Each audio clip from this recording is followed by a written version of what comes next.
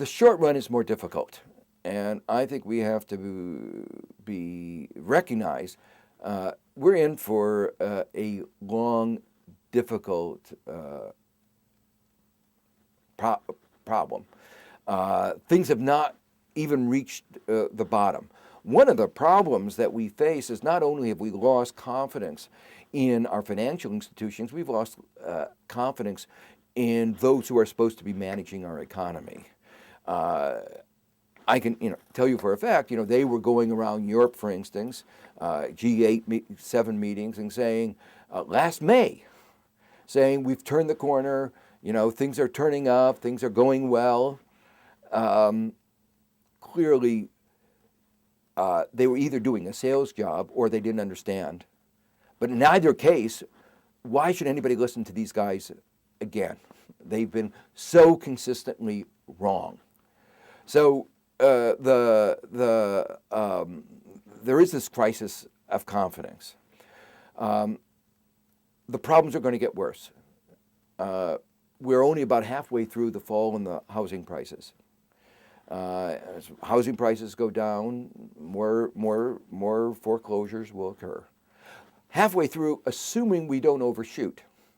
That is to say, when you have a bubble, when the bubble breaks, you don't typically go back to the normal level. You go further down and then you bounce back up. So things may be even worse than what I just suggested if there is overshooting. Secondly, states and localities are facing serious problems. Revenues are plummeting. Here in New York City, New York State, depends very heavily on revenues from the financial sector. It's plummeted. But states and localities have what I call a balanced budget framework. When revenues go down, they have to cut back expenditures. And as they cut back expenditures, the economy goes further down. I said several months ago that the first agenda in stimulus ought to be to make up for the shortfall in this state and local revenues, because if you don't, you're going to have downward pressure on the economy, cutback of services to the poor, cutback of investments that would be the basis of long-term economic growth. But the Bush administration decided to give a tax cut. They think the tax cut is a solution to every problem. The tax cuts were part of the problem. The problem of America is not that we consume too little. With a savings rate of 0, how could anybody say that? Yet that was the solution that the Bush administration put forward. So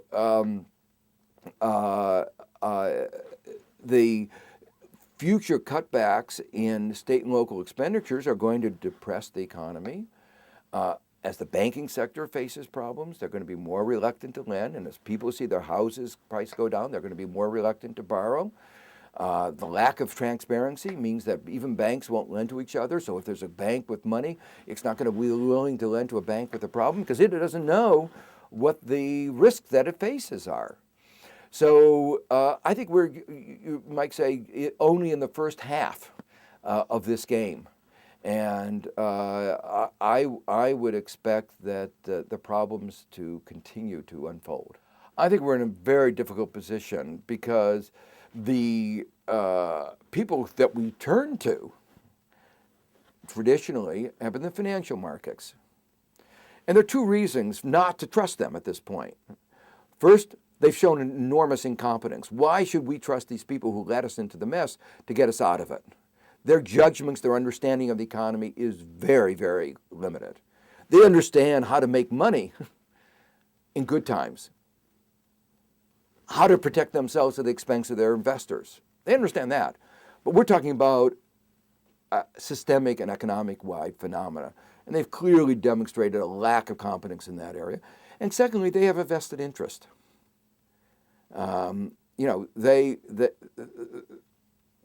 They want to protect their own future, and they're willing to let the economy go down.